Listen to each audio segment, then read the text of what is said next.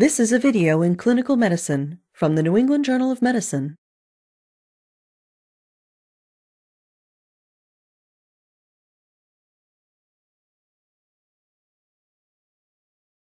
The temporomandibular joints, or TMJs, are anterior to the ear.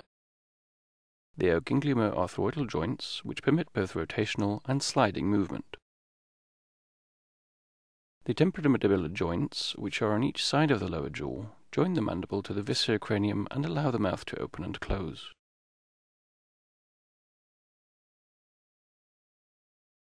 Common causes of TMJ dislocation are extreme opening of the mouth, as may occur when yawning, or during prolonged dental treatment or intubation, or as a result of trauma due to a conflict or accident.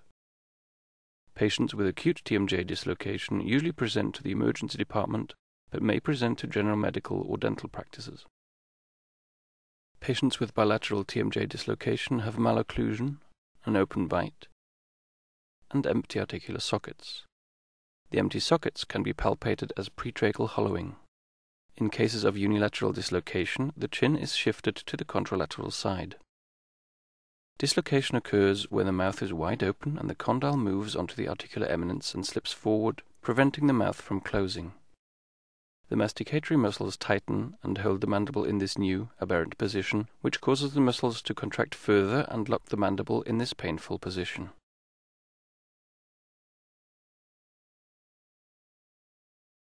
The primary contraindication to the correction of TMJ dislocation is the presence of facial fractures. If you suspect that a patient has facial fractures, obtain radiographic images of the affected area and do not attempt to reposition the mandible. This video will demonstrate a simple technique for TMJ reduction. Other techniques include the classic so-called Hippocrates method, the wrist pivot reduction, and the use of an interdental object or block in order to lift the condyle back into place, and are not discussed further in this video. You will need only basic equipment to perform the procedure: a chair with head support, protective glasses, a face mask, non-sterile examination gloves, and gauze pads which can be wrapped around your thumb for protection during the procedure.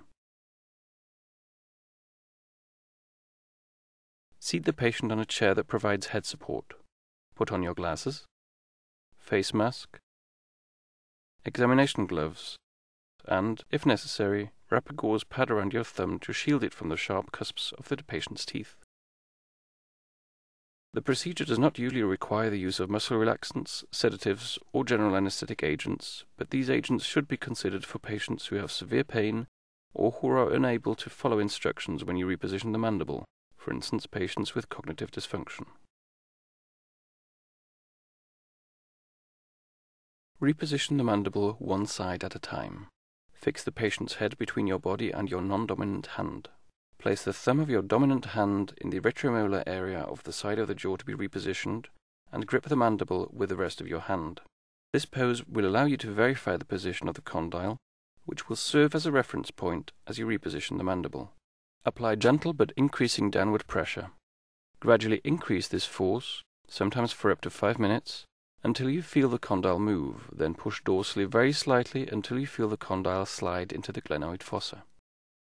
This dorsal movement is generally automatic since the articular tissue retracts once the articular eminence has been surpassed. After you reduce one TMJ, hold it in position with your non-dominant hand by positioning a finger in front of the condyle.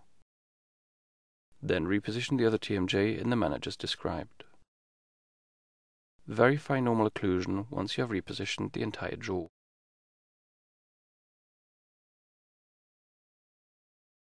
Complications are uncommon in this procedure. The most frequent problem is the inability to reduce the dislocation. If the first attempt at reduction is unsuccessful, consider administering a mild sedative such as diazepam to relax the masticatory muscles.